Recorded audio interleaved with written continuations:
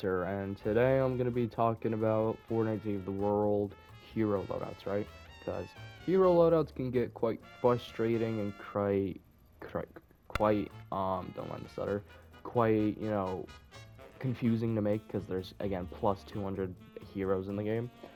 So I thought I'd come out and make a video for my lovely subscribers on what the best loadouts are, to make your life 10 times easier while playing Fortnite Save the World because, again, Fortnite Save the World is not that forgiving in some situations.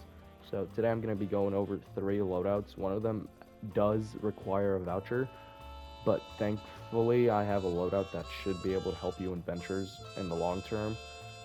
So that's that. But how about I stop wasting your time and I hop right into the loadouts? So right here, I'm gonna be touching over our first loadout, our number 3 spot, which is gonna be our Ventures loadout, right?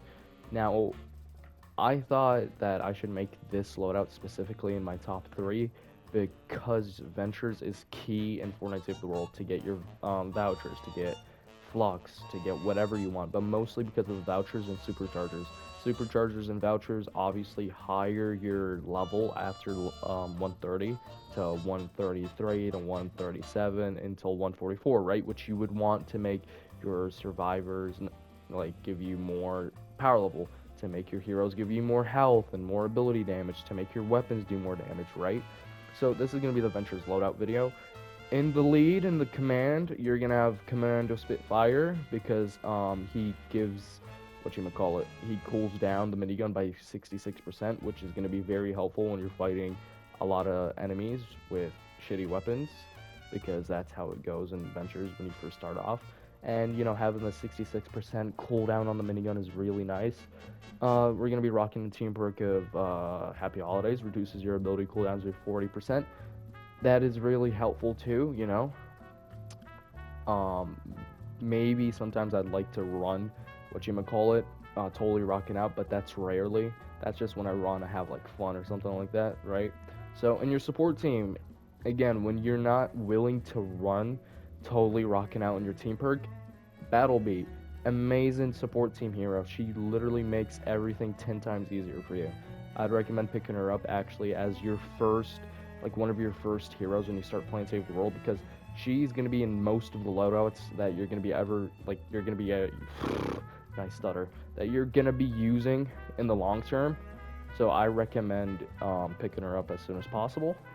And after after Battleby, we're gonna be running Ain't Done Yet.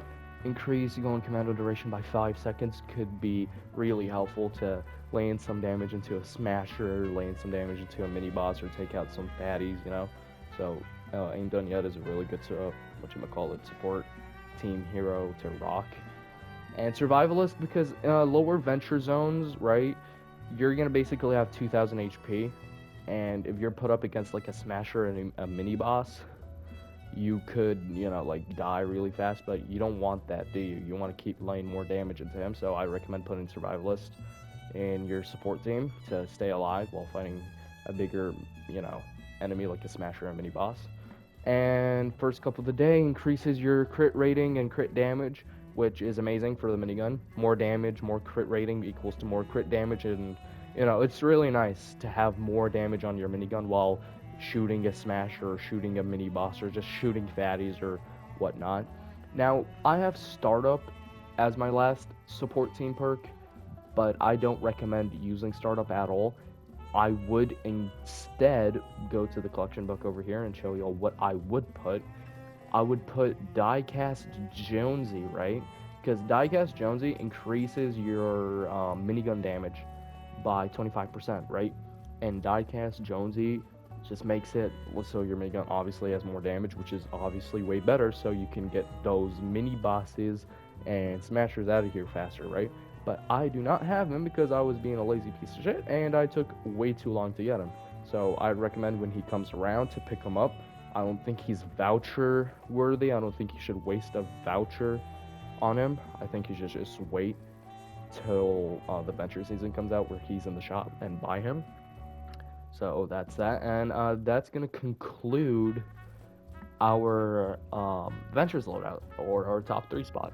So let's dive into our number 2. This is going to be your farming loadout, right? Obviously, you're going to be rocking clip in the command. Sometimes I would recommend rocking Pathfinder just in the command because she's basically like you hit something 2 times if you crit it and it's gone.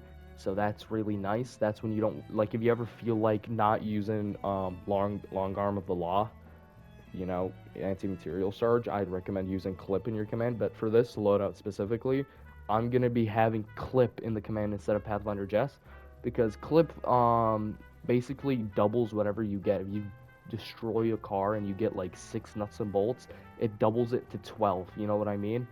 So that's really nice. It doesn't double it, but you know what I mean. It increases the amount of stuff you get. I don't want to be a clickbaiter, alliate. And in your team perk, you're gonna have blast from the past to whatchamacallit. So you can have more energy, and you're gonna see why we're gonna have blast from in the past, from the past, as your team perk, because you're gonna be running fossil Southie, because when shield is depleted, regenerates 4 energy per second. That goes hand in hand with blast in the past and clip, because your anti-material charge uses a lot of energy, right? So when you rock blast in the past and you rock Southie, you're basically getting free energy because you don't have any shields, and it's not like you're gonna die faster because it ups your HP, right? So that's that. Sadly, most of the goddamn heroes on this list right here are vouchers. So that's that. You're gonna have to wait to either grind ventures for a voucher or wait till they come out, right? So clip comes out around the Halloween time. These come out, I don't know when. I don't want to check right now, but you can check for yourself in the collection book. And on our support team, we're gonna have Archaeologist Jess. She's also a voucher, sadly, but she increases anti-material charge heavy attack efficiency by 25% or 28%, right? So it makes it cost less energy, which we would want, right? So you can smack more rocks, cars, whatever it is that you need. Saurian Might, I would not personally recommend running him. If I were you and I was in that season, I would go and pick up I would pick up Prehistoric Iza instead of Saurian Might, and I would put her on the support team instead of him, because she is way more helpful, because when you're mining, you don't want to necessarily die. She increases your shield, so you die less, which is, again, nice. And again, if you're not going to be rocking Pathfinder Jess in the lead, rock her in the support team, increases pickaxe damage by 17%. It's really nice to get some stuff out of the way, some like tiny pebbles or like lay down trees, that you wouldn't really want to use your material, god damn it, material,